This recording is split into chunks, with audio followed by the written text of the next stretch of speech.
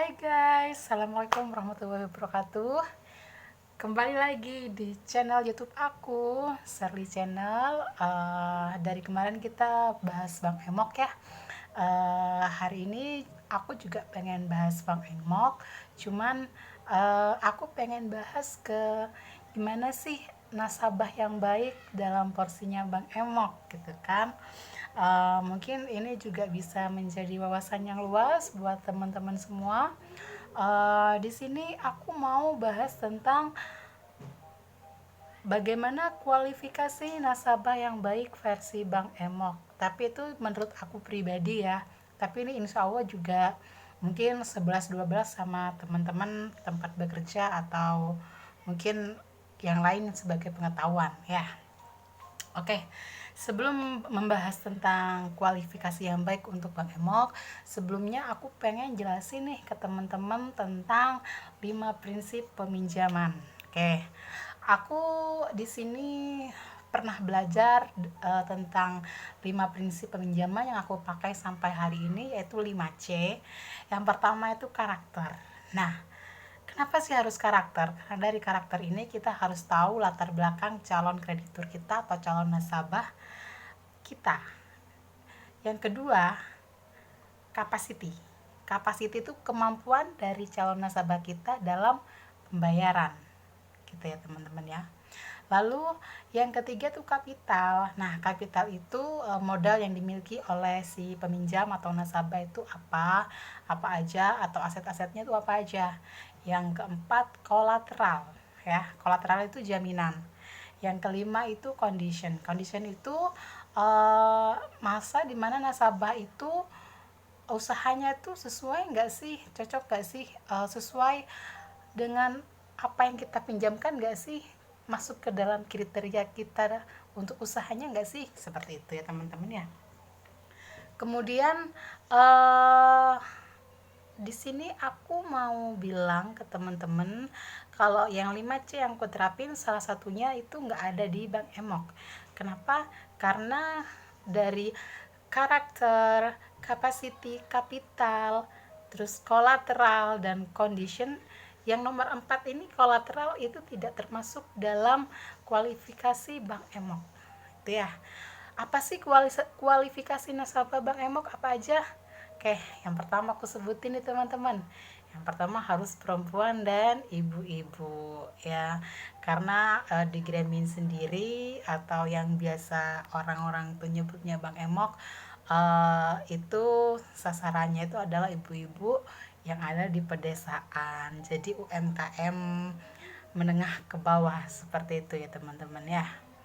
Terus kenapa sih perempuan? Karena perempuan itu biasanya perempuan itu dapat dipercaya ya, selalu ingat sama hutang. Kalau perempuan tuh mesti inget dong sama hutang. Beda sama laki-laki, ini bukan perbedaan gender tuh enggak ya, cuman memang kalau perempuan tuh lebih mengatur rumah tangga itu bisa. Untuk janji dalam hati tuh kita pakai perasaan seperti itu. Terus yang kedua itu usia ya teman-teman ya. Cuman kalau usia ini di Bank Emok itu relatif, dalam artian ada yang membatasi usia itu 18 sampai 57, ada yang membatasi usianya itu 18 sampai 58, ada yang membatasi 18 sampai 60. Nah, kenapa teman-teman usia itu perlu? Usia itu perlu karena dalam kita melakukan kegiatan pinjam meminjam modal atau kita diberi modal usaha, di situ pasti ada yang namanya asuransi, dan ada beberapa Bank Emok itu yang mengadakan yang namanya pungutan asuransi. Itu biasanya ada yang namanya biaya adminnya. Cuman ada Bank Emok itu yang memang gratis asuransi, jadi nggak ada biaya apapun itu ya teman-teman ya. Jadi itu tergantung perusahaannya, teman-teman kerjanya di mana ya. Terus yang ketiga memiliki usaha teman-teman. Nah, teman-teman harus hati-hati, terkadang ibu-ibu tuh pinter karena dia udah punya emok 2, lebih dari 2, biasanya dia tuh pakai usahanya orang lain.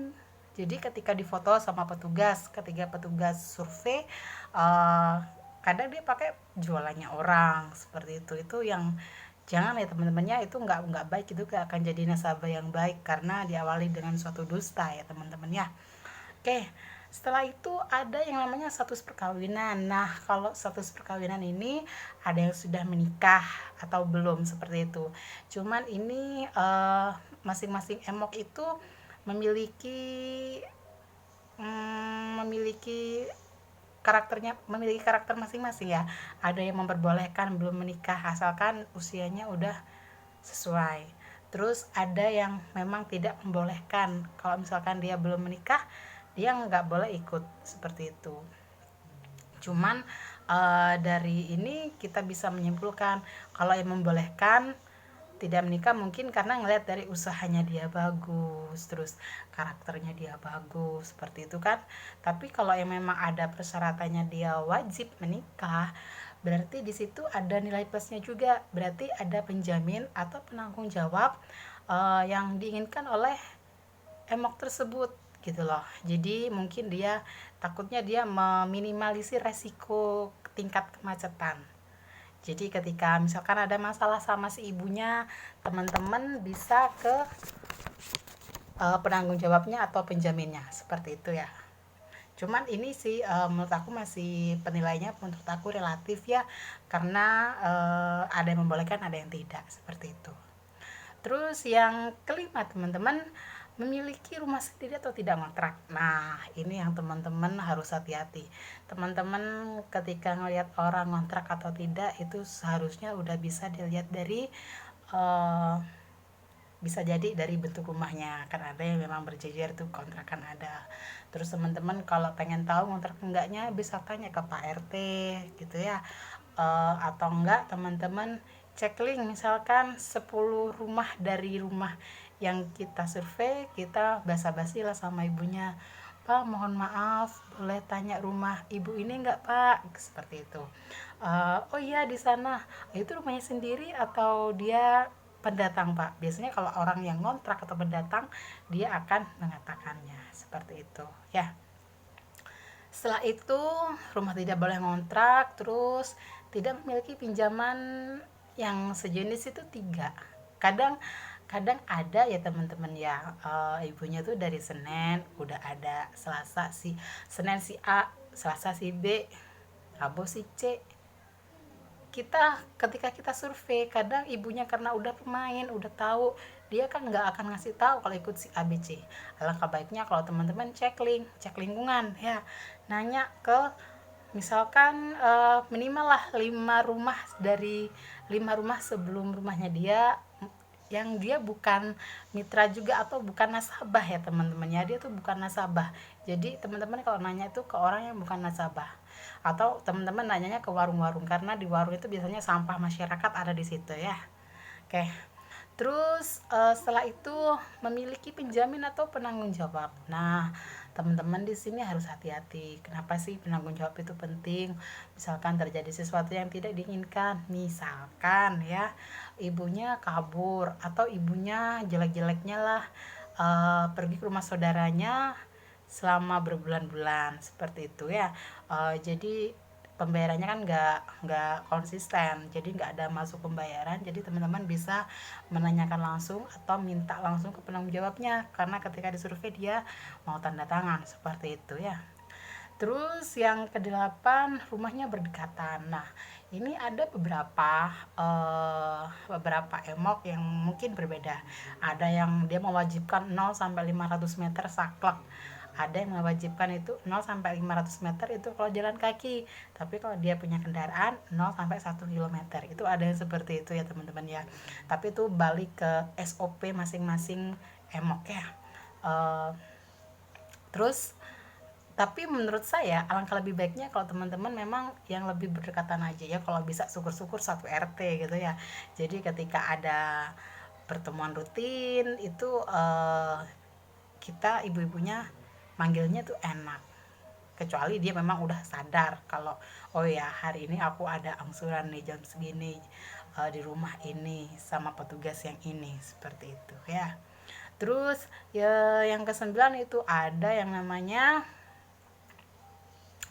saudara kandung. Itu biasanya ada yang memang saudara kandung itu dalam satu kumpulan ya teman-teman ya, dalam satu kumpulan. Jadi dia itu kalau menurut aku sih saran jangan lebih dari dua deh, jangan lebih dari dua pasang. Terus jangan lupa teman-teman, ketika teman-teman melakukan survei, alangkah lebih baiknya ditekankan untuk ibunya mau tanggung renteng, seperti itu ya teman-teman ya. Jadi menurut aku sih kalau teman-teman udah melakukan 10 langkah ini, insya Allah teman-teman punya nasabah yang kualifikasinya baik lah menurut saya. Tapi kembali lagi ke kebijakan atau perusahaan masing-masing teman bekerja, seperti itu ya. Sekian dari saya, semoga bermanfaat. Jangan lupa teman-teman, sebelum video ini berakhir, like, komen, dan subscribe, serta tekan tombol lonceng di atas supaya teman-teman gak pernah ketinggalan video dari aku. Oke, terima kasih. Wassalamualaikum warahmatullahi wabarakatuh.